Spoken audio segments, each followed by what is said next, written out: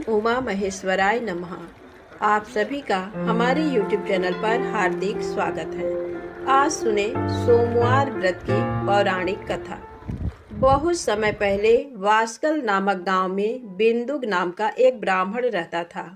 वह अधर्मी, दुरात्मा एवं महापापी था। उसकी स्त्री बहुत सुंदर थी। उसका नाम चंचुला था। वह सदा उत्तम धर्म का पालन करती थी, परंतु बिंदुक वेश्यागामी था। इस तरह कुकर्म करते हुए बहुत समय व्यतीत हो गया। उसकी स्त्री काम से पीड़ित होने पर भी स्वधर्म नाश के भय से क्लेश सहकर भी काफी समय तक धर्म भ्रष्ट नहीं हुई, परंतु आगे चलकर वह भी अपने दुराचारी पति के आचरण से प्रभावित होकर दुराचारिणी और अपने धर्म से विमुख हो गई। इस तरह दुराचार में डूबे हुए उन पति पत्नी का बहुत सा समय व्यर्थ बीत गया। वेश्यागामी, दूषित बुद्धि वाला व दुष्ट ब्राह्मण बिंदुक समयानुसार मृत्यु को प्राप्त हो नरक में चला गया। बहुत दिनों तक नरक के दुखों को भोग कर वह मूढ़ बुद्धि पापी विंध्य पर्वत पर भयंकर पिशाच हुआ। इधर उस दुराचारी बिंदु के मर जाने पर वह चंचुला नामक स्त्री बहुत समय तक पुत्रों के साथ अपने घर में रहती रही। पति की मृत्यु के बाद वह भी अपने धर्म से गिरकर पर पुरुषों का संग करने लगी थी। सतियां विपत्ति में भी अपने धर्म का पालन करना नहीं छोड़ती। यही तो तप है। तप कठिन तो होता है, लेकिन इसका फल मीठा होता है। एक दिन दैव योग से किसी पुण्य पर्व के आने पर वह अपने भाई बंधुओं के साथ गोकर्ण क्षेत्र में गई। उसने तीर्थ के जल में स्नान किया एवं बंधुजनों के साथ यहाँ वहाँ घूमने लगी। घूमते घूमते वह एक देव मंदिर में गई। वहाँ उसने एक ब्राह्मण के मुख से भगवान शिव की परम पवित्र एवं मंगलकारी कथा सुनी। कथावाचक ब्राह्मण कह रहे थे कि जो स्त्रियां व्यभिचार करती हैं वे मरने के बाद जब यमलोक जाती हैं तब यमराज के दूत उन्हें तरह तरह से यंत्रणा देते हैं। वे उसके कामांगों को तप्त लौह दंडों से दागते हैं। तप्त लौह के पुरुष से उसका संसर्ग कराते हैं। ये सारे दंड इतनी वेदना देने वाले होते हैं कि जीव पुकार पुकार कर कहता है कि अब वह ऐसा नहीं करेगा, लेकिन यमदूत उसे छोड़ते नहीं।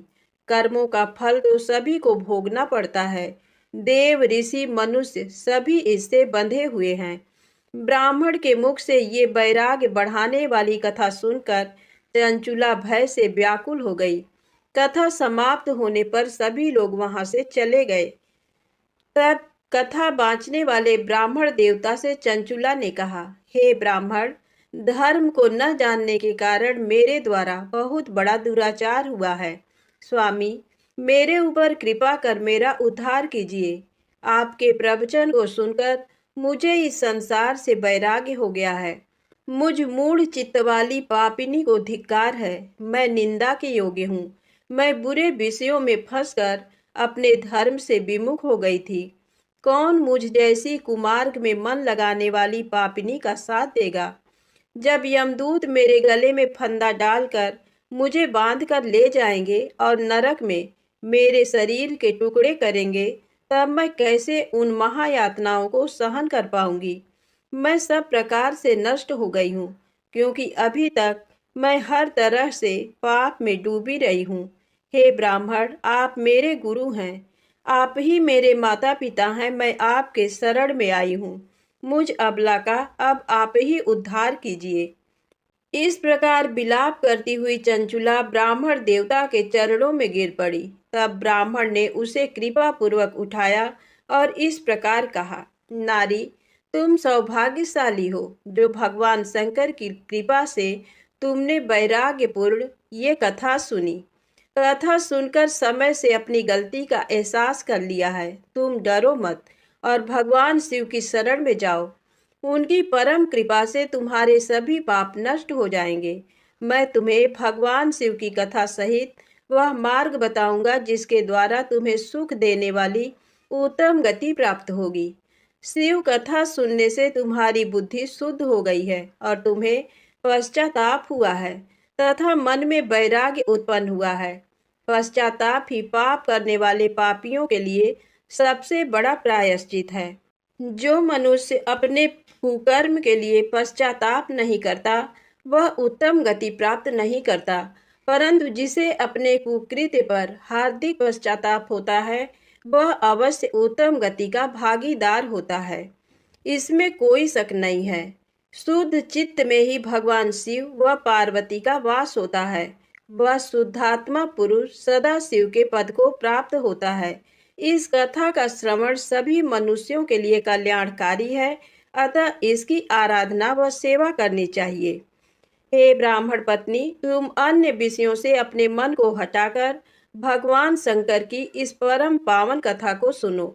इससे तुम्हारे चित्त की शुद्धि होगी और तुम्हें मोक्ष की प्राप्ति होगी। जो मनुष्य निर्मल हृदय से भगवान शिव के चरणों का चिंतन करता है उसकी एक ही जन्म में मुक्ति हो जाती है। ये कहकर वे ब्राह्मण चुप हो गए। उनका हृदय करुणा से भर गया। वे ध्यान में मग्न हो गए। ब्राह्मण का ये उपदेश सुनकर चंचुला के नेत्रों में आनंद के आंसू छलक आए। वह हर्ष भरे हृदय से ब्राह्मण देवता के चरणों में गिर गई और हाथ जोड़कर बोली, मैं कृतार्थ हो गई। हे ब्राह्मण, शिव भक्तों में श्रेष्ठ स्वामीन, आप धन्य हैं। आप परमार्थदर्शी हैं और सदा परोपकार में लगे रहते हैं। साधो, मैं नरक के समुद्र में गिर रही हूँ, कृपा कर मेरा उद्धार कीजिए। जिस पौराणिक व अमृत के समान कथा की बात आपने की है उसे सुनकर ही मेरे मन में वैराग्य उत्पन्न हुआ है। उस अमृतमयी कथा को सुनने के लिए मेरे मन में बड़ी श्रद्धा हो रही है। कृपया आप मुझे उसे सुनाइए। कथा सुनने की इच्छा मन में लिए हुए चंचुला उन ब्राह्मण देवता की सेवा में वहीं रहने लगी। उस गोकर्ण नामक महाक्षेत्र में उन ब्राह्मण देवता के मुख से चंचुला भगवान शिव की भक्ति, ज्ञान और वैराग्य बढ़ाने वाली और मुक्ति देने वाली परम उत्तम कथा सुनकर कृतार्थ हुई। उसका चित्त शुद्ध हो गया। वह अपने हृदय में शिव के सगुण रूप का चिंतन करने लगी। वह सदैव शिव के सच्चिदानंदमय स्वरूप का स्मरण करती थी। तत्पश्चात अपना समय पूर्ण होने पर चंचुला ने बिना किसी कष्ट के अपना शरीर त्याग दिया। उसे लेने के लिए एक दिव्य विमान वहां पहुंचा। ये विमान शोभा साधनों से सजा था एवं शिवगणों से सुशोभित था। चंचुला विमान से शिवपुरी पहुंची। उसके सारे पाप धुल गए। वह दिव्यांगना हो गई। वह गौरांगी देवी मस्तक पर अर्धचंद्र का मुकुट व अन्य दिव्य आभूषण पहने शिवपुरी में पहुंची। वहां उसने सनातन देवता त्रिनेत्रधारी महादेव शिव को देखा। सभी देवता उनकी सेवा में भक्तिभाव से उपस्थित थे। उनकी अंग कांति करोड़ों सूर्यों के समान प्रकाशित हो रही थी। 5 मुख और हर मुख में 3 नेत्र थे। मस्तक पर अर्धचंद्राकार मुकुट शोभायमान हो रहा था। कंठ में नील चिन्ह था। उनके साथ में देवी गौरी विराजमान थी जो विद्युत पुंज के समान प्रकाशित हो रही थी। महादेव जी की कांति कपूर के समान गौर थी। उनके शरीर पर श्वेत वस्त्र थे तथा शरीर श्वेत भस्म से युक्त था। इस प्रकार भगवान शिव के परम उज्जवल रूप के दर्शन कर चंचुला बहुत प्रसन्न हुई। उसने भगवान को बारंबार प्रणाम किया और हाथ जोड़कर प्रेम, आनंद और संतोष से युक्त हो विनीत भाव से खड़ी हो गई। उसके नेत्रों से आनंदाश्रुओं की धारा बहने लगी। भगवान शंकर व भगवती गौरी उमा ने करुणा के साथ सौम्य दृष्टि से देखकर चंचुला को अपने पास बुलाया। गौरी उमा ने उसे प्रेम पूर्वक अपनी सखी बना लिया। चंचुला सुख पूर्वक भगवान शिव के धाम में उमा देवी की सखी के रूप में निवास करने लगी। एक दिन चंचुला आनंद में मग्न उमा देवी के पास गई और दोनों हाथ जोड़कर उनकी स्तुति करने लगी। हे गिरिराज नंदिनी, स्कंद माता उमा, आप सभी मनुष्यों एवं देवताओं द्वारा पूज्य तथा समस्त सुखों को देने वाली हैं। आप शंभु प्रिया हैं। आप ही सगुणा और निर्गुणा हैं। हे सच्चिदानंद स्वरूपिणी, आप ही प्रकृति की पोषक हैं। हे माता, आप ही संसार की सृष्टि, पालन और संहार करने वाली हैं। इस प्रकार सदगति प्राप्त चंचुला देवी की स्तुति कर शांत हो गई। उसकी आंखों में प्रेम के आंसू उमड़ आए। तब शंकर प्रिया भक्त वत्सला उमा देवी ने बड़े प्रेम से चंचुला को चुप कराते हुए कहा, सखी चंचुला, मैं तुम्हारी स्तुति से प्रसन्न हूँ। बोलो, क्या वर मांगती हो? चंचुला बोली, हे गिरिराज कुमारी, मेरे पति बिंदुक इस समय कहाँ हैं? उनकी स्थिति कैसी है, मुझे बताइए और कुछ उपाय कीजिए ताकि हम फिर से मिल सकें। हे महादेवी, मेरे पति एक शूद्र जाति वेश्या के प्रति आसक्त थे और पाप में ही डूबे रहते थे। गिरिजा बोली, बेटी, तुम्हारा पति बिंदुक बड़ा पापी था, उसका अंत बड़ा भयानक हुआ। वेश्या का उपभोग करने के कारण वह मूर्ख नरक में अनेक वर्षों तक अनेक प्रकार के दुख भोगकर अब शेष पाप को भोगने के लिए विंध्य पर्वत पर पिशाच की योनि में रह रहा है। वह दुष्ट वहीं वायु पीकर रहता है और सब प्रकार के कष्ट सहता है। गौरी देवी की ये बात सुनकर चंचुला अत्यंत दुखी हो गई। फिर मन को किसी तरह स्थिर करती हुई दुखी हृदय से माँ गौरी से उसने एक बार फिर पूछा, हे महादेवी, मुझ पर कृपा कीजिए और मेरे पापी पति का अब उद्धार कर दीजिए। कृपा करके मुझे वह उपाय बताइए जिससे मेरे पति को उत्तम गति प्राप्त हो सके। गौरी देवी ने कहा, यदि तुम्हारा पति भगवान शिव की पुण्यमयी उत्तम कथा सुने तो वह इस दुर्गति को पार करके उत्तम गति का भागी हो सकता है। अमृत के समान मधुर गौरी देवी का ये वचन सुनकर चंचुला ने दोनों हाथ जोड़कर मस्तक झुकाकर उन्हें बारंबार प्रणाम किया तथा प्रार्थना की कि मेरे पति को भगवान शिव की कथा सुनाने की व्यवस्था कीजिए।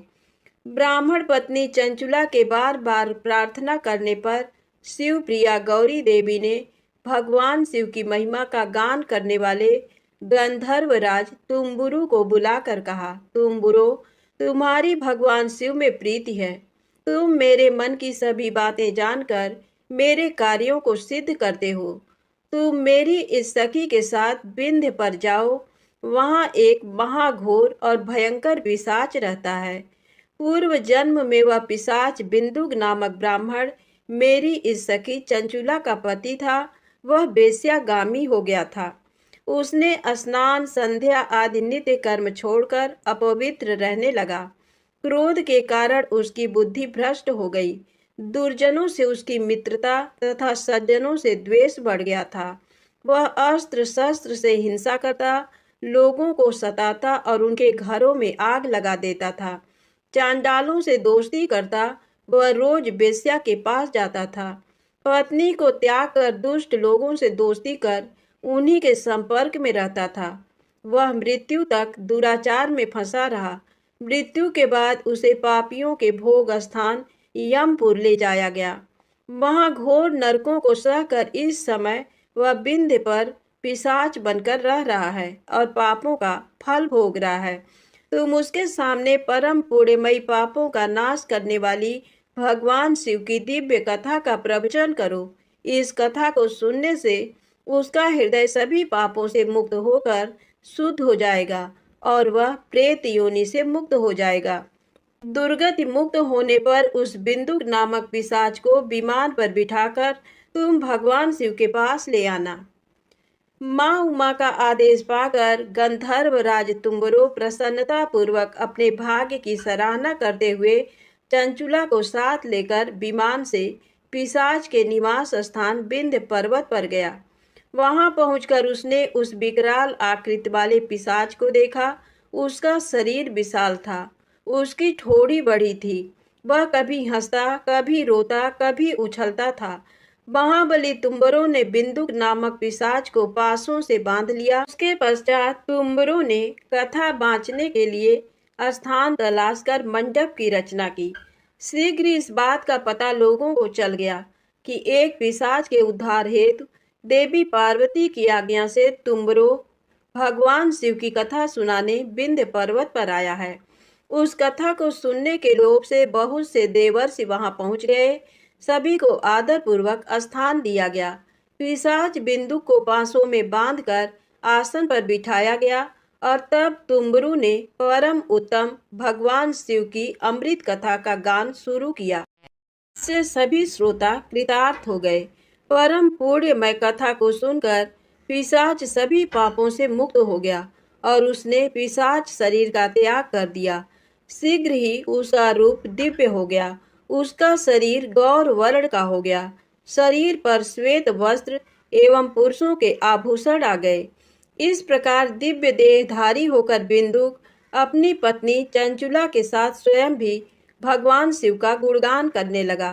उसे इस दिव्य रूप में देखकर सभी को बहुत आश्चर्य हुआ। उसका मन परम आनंद से परिपूर्ण हो गया। सभी भगवान महेश्वर के अद्भुत चरित्र को सुनकर कृतार्थ हो उसका यशोगान करते हुए अपने अपने धाम को चले गए। बिंदुक अपनी पत्नी चंचुला के साथ विमान में बैठकर शिवपुरी की ओर चल दिया। महेश्वर के गुणों का गान करता हुआ बिंदुक अपनी पत्नी चंचुला व तुम्बरू के साथ शीघ्र ही शिवधाम पहुंच गया। भगवान शिव व देवी पार्वती ने उसे अपना पार्षद बना लिया। दोनों पति पत्नी सुखपूर्वक भगवान महेश्वर एवं देवी गौरी के श्री चरणों में अविचल निवास पाकर धन्य हो गए। प्रेम से बोले शंकर भगवान गौरी माता की जय हो। अब आइए सुने सोमवार व्रत की अगली पौराणिक कथा। एक समय की बात है, किसी नगर में एक साहूकार रहता था। उसके घर में धन की कोई कमी नहीं थी, लेकिन उसकी कोई संतान नहीं थी। इस कारण वह बहुत दुखी था। पुत्र प्राप्ति के लिए वह प्रत्येक सोमवार व्रत रखता था और पूरी श्रद्धा के साथ शिव मंदिर जाकर भगवान शिव और पार्वती जी की पूजा करता था। उसकी भक्ति देखकर एक दिन माँ पार्वती प्रसन्न हो गई और भगवान शिव से उस साहूकार की मनोकामना पूर्ण करने का आग्रह किया। पार्वती जी की इच्छा सुनकर भगवान शिव ने कहा कि हे पार्वती, इस संसार में हर प्राणी को उसके कर्मों का फल मिलता है और जिसके भाग्य में जो हो उसे भोगना ही पड़ता है। लेकिन पार्वती जी ने साहूकार की भक्ति का मान रखने के लिए उसकी मनोकामना पूर्ण करने की इच्छा जताई। माता पार्वती के आग्रह पर शिव जी ने साहूकार को पुत्र प्राप्ति का वरदान तो दिया, लेकिन साथ ही ये भी कहा कि उसके बालक की आयु केवल 12 वर्ष होगी। माता पार्वती और भगवान शिव की बातचीत को साहूकार सुन रहा था। उसे ना तो इस बात की खुशी थी और ना ही दुख। वह पहले की भांति शिव जी की पूजा करता रहा। कुछ समय के बाद साहूकार के घर एक पुत्र का जन्म हुआ। जब वो बालक 11 वर्ष का हुआ तो उसे पढ़ने के लिए काशी भेज दिया गया।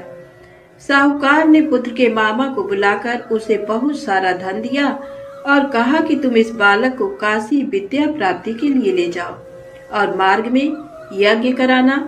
जहाँ भी यज्ञ कराओ वहाँ ब्राह्मणों को भोजन कराते और दक्षिणा देते हुए जाना। दोनों मामा भांजे इसी तरह यज्ञ कराते और ब्राह्मणों को दान दक्षिणा देते काशी की ओर चल पड़े। रात में एक नगर पड़ा जहाँ नगर के राजा की कन्या का विवाह था, लेकिन जिस राजकुमार से उसका विवाह होने वाला था वह एक आंख से काना था। राजकुमार के पिता ने अपने पुत्र के काना होने की बात को छुपाने के लिए एक चाल सोची। साहूकार के पुत्र को देखकर उसके मन में एक विचार आया। उसने सोचा क्यों न इस लड़के को दूल्हा बनाकर राजकुमारी से विवाह करा दूं। विवाह के बाद इसको धन देकर विदा कर दूंगा और राजकुमारी को अपने नगर ले जाऊंगा। लड़के को दूल्हे के वस्त्र पहनाकर राजकुमारी से विवाह कर दिया गया। लेकिन साहूकार का पुत्र ईमानदार था। उसे ये बात न्याय संगत नहीं लगी। उसने अवसर पाकर राजकुमारी के चुन्नी के पल्ले पर लिखा कि तुम्हारा विवाह तो मेरे साथ हुआ है, लेकिन जिस राजकुमार के संग तुम्हें भेजा जाएगा वह एक आंख से काना है। मैं तो काशी पढ़ने जा रहा हूँ। जब राजकुमारी ने चुन्नी पर लिखी बातें पढ़ी तो उसने अपने माता पिता को ये बात बताई। राजा ने अपनी पुत्री को विदा नहीं किया, जिससे बारात वापस चली गई। दूसरी ओर साहूकार का लड़का और उसका मामा काशी पहुँचे और वहां जाकर उन्होंने यज्ञ किया। जिस दिन लड़के की आयु 12 साल की हुई उसी दिन यज्ञ रखा गया। लड़के ने अपने मामा से कहा कि मेरी तबीयत कुछ ठीक नहीं है। मामा ने कहा कि तुम अंदर जाकर सो जाओ। शिव जी के वरदान के अनुसार कुछ ही देर में उस बालक के प्राण निकल गए। मृत भांजे को देख उसके मामा ने विलाप शुरू किया। संयोगवश उसी समय शिव जी और माता पार्वती उधर से जा रहे थे।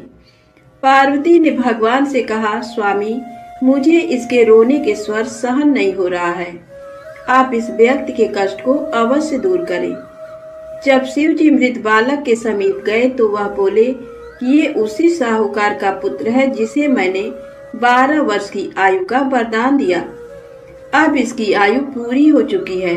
लेकिन मातृभाव से विभोर माता पार्वती ने कहा कि हे महादेव, आप इस बालक को और आयु देने की कृपा करें, अन्यथा इसके वियोग में इसके माता पिता भी तड़प तड़प कर मर जाएंगे। माता पार्वती के आग्रह पर भगवान शिव ने उस लड़के को जीवित होने का वरदान दिया। शिव जी की कृपा से वह लड़का जीवित हो गया। शिक्षा समाप्त करके लड़का मामा के साथ अपने नगर की ओर चल दिया। दोनों चलते हुए उसी नगर में पहुंचे जहां उसका विवाह हुआ था। उस नगर में भी उन्होंने यज्ञ का आयोजन किया। उस लड़के के ससुर ने उसे पहचान लिया और महल में ले जाकर उसकी खातिरदारी की और अपनी पुत्री को विदा किया। इधर साहूकार और उसकी पत्नी भूखे प्यासे रहकर बेटे की प्रतीक्षा कर रहे थे।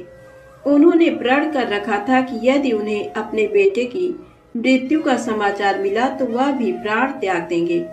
परंतु अपने बेटे के जीवित होने का समाचार पाकर वह बेहद प्रसन्न हुए। उसी रात भगवान शिव ने व्यापारी के स्वप्न में आकर कहा, हे श्रेष्ठी, मैंने तेरे सोमवार के व्रत करने और व्रत कथा सुनने से प्रसन्न होकर तेरे पुत्र को लंबी आयु प्रदान की है। इसी प्रकार जो कोई सोमवार व्रत करता है या कथा सुनता और पढ़ता है, उसके सभी दुख दूर होते हैं और समस्त मनोकामनाएं पूर्ण होती हैं। प्रेम से बोले शंकर भगवान की जय हो। अब आइए सुने भगवान शिव की दूसरी कथा, बैजू के भोले बाबा बैजनाथ। बैजू निहायत ही सीधा और सरल इंसान सवेरे शाम जानवर चराता और बाकी का समय मंदिर की साफ सफाई में। एक बार पुजारी बाबा 2 महीने के लिए तीर्थ पे जा रहे थे। बैजू को बुलाया और कहा, बैजू, मंदिर की सारी जिम्मेदारी तुम्हारे ऊपर है और एक बात, भोलेनाथ को भोग लगाए बिना खुद भोजन मत ग्रहण करना। बैजू दूसरे दिन नहा धो के जैसे तैसे बन पड़ा। भोजन तैयार कर भोलेनाथ के सामने थाली लेके हाजिर। बाबा, भोजन कर लो। बाबा टस से मस नहीं। सवेरे से शाम हो गई, ना बाबा ने भोजन ग्रहण किया और ना ही बैजू ने। 2-3 दिन यही सिलसिला चला। चौथे दिन बैजू का धीरज टूट गया। पास पड़ी लाठी उठाई और जकड़ दिया शिवलिंग पे। तत्काल भोलेनाथ हाजिर, पीठ मलते हुए। बोलो बैजू, क्या बात है? बैजू बोला, 4 दिन से तुम्हारे चक्कर में बिना कुछ खाए पिए गुहार लगाए रहे हैं, सुनाई नहीं पड़ा और लाठी जकड़ा नहीं के हाजिर। चलो भोजन करो तो हमहु कुछ खाई। बेचारे भोलेनाथ पीठ मलते चुपचाप आनंद के अतिरेक में डूबे, कच्चा पक्का जैसा भी था खाने लगे। अब बैजू बोला, बाबा, बड़ा कस के लगा है, रुको तुम भोजन करो। कहते हुए बैजू अंदर जाके चंदन लेकर आया, भोलेनाथ के पीठ पे लगाने लगा। भोजन के बाद भोलेनाथ चलने लगे तो बैजू बोला, कल शाम से आ जाइयो, ठीक है ना? बाबा ने कहा, हाँ हाँ बैजू, कल टाइम से आ जाएंगे। अगले दिन भोलेनाथ माता पार्वती के साथ विराजमान। बैजू बोला, बाबा, ये कौन है आपके साथ? तब बाबा ने कहा, तुम्हारी अम्मा है, माता अन्नपूर्णा। बैजू ने कहा, आओ आओ अम्मा। तुरंत बेचारा भाग के दरी ले आया, बिछाया, अंदर से 2 थाली में भोजन लेके हाजिर। बाबा ने पूछा, बैजू, तुम्हारे लिए भोजन बचा है ना?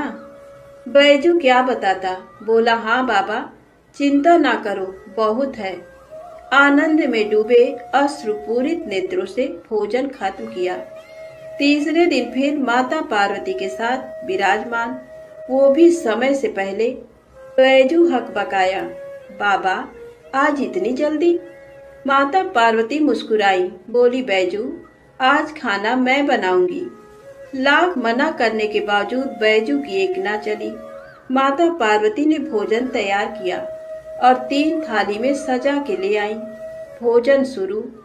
बैजू ने तो जिंदगी में ऐसा स्वादिष्ट भोजन किया न था, लेकिन भगवान शिव वही भाव व प्रेम के भूखे भोलेनाथ ने पार्वती मैया से कहा, शिवा। माता ने कहा, हाँ स्वामी, आज भोजन में आनंद नहीं आ रहा है। माता की आंखों से आंसू निकल रहे थे। सच स्वामी, ना वो स्वाद है ना वो रस। धन्य है माता अन्नपूर्णा, जिनके नाम मात्र से भोजन में मिठास बढ़ जाए। उनको खुद का बनाया भोजन बेस्वाद लग रहा था। दो का भोग सामग्री और कहाँ 3 आदमी का भोजन। बेचारे बैजू को अपने जानवर तक बेच देने पड़े। किन्हीं कारणवश पुजारी बाबा बजाय 2 महीनों के 1 महीने के अंदर ही तीर्थ से वापस आ गए। पुजारी बाबा ने बैजू को बुलाया और कहा, बैजू, भोलेनाथ को समय से भोग लगाता था ना?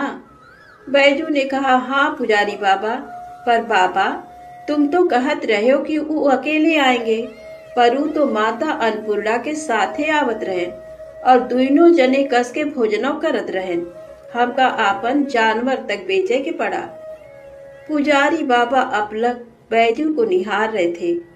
जानते थे कि ये झूठ बोल नहीं सकता।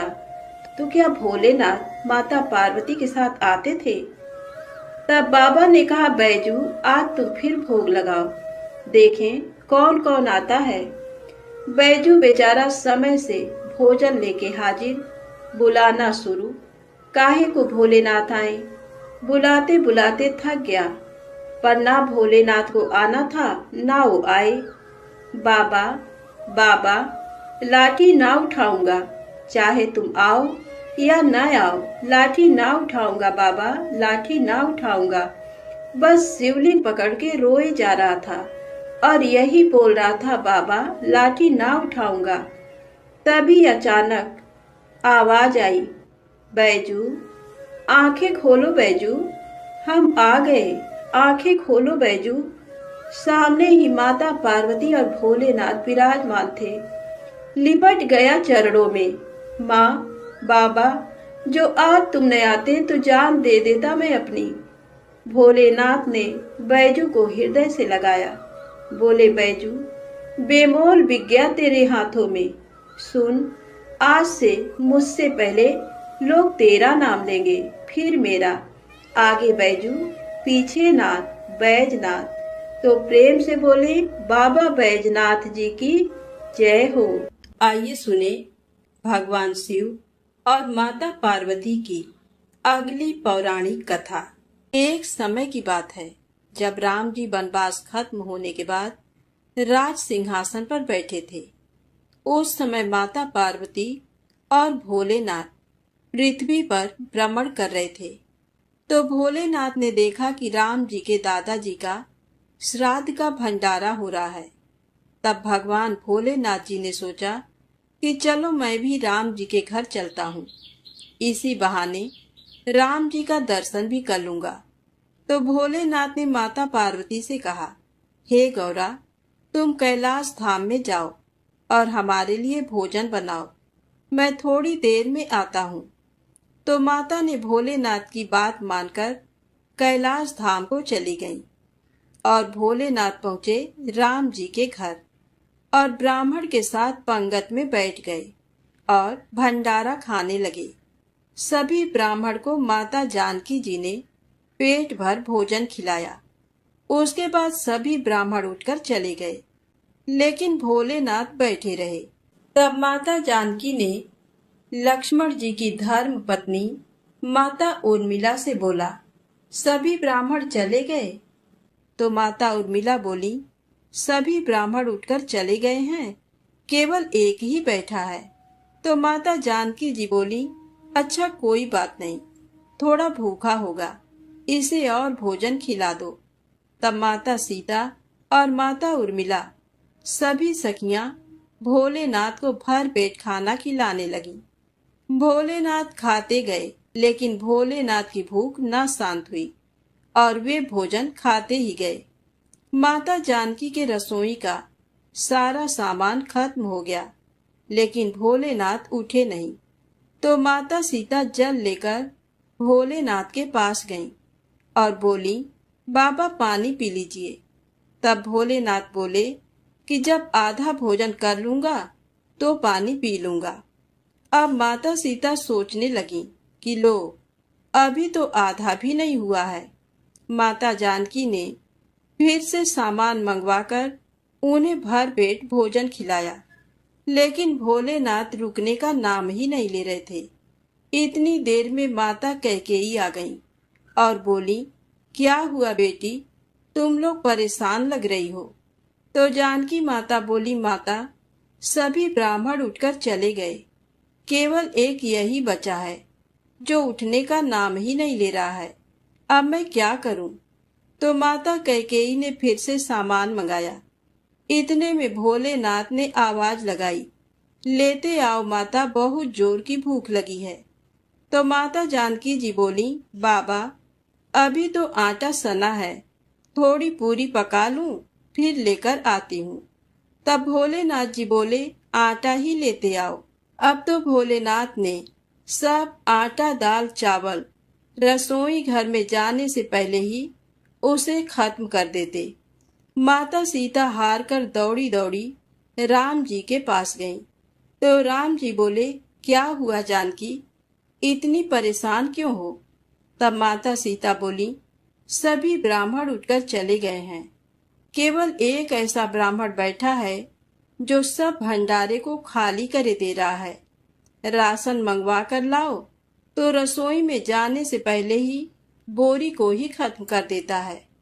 तो राम जी बोले, चलो मैं देखता हूँ कि कौन ऐसा है। राम जी गए तो देखते ही पहचान गए कि ये तो मेरे भोलेनाथ हैं। राम जी ने मन ही मन भोलेनाथ को प्रणाम किया और बोला, जानकी इनको कोई नहीं खिला सकता, इनको तो अन्नपूर्णा ही खिला सकती हैं। और राम जी ने मन ही मन माता पार्वती जी का आवाहन किया।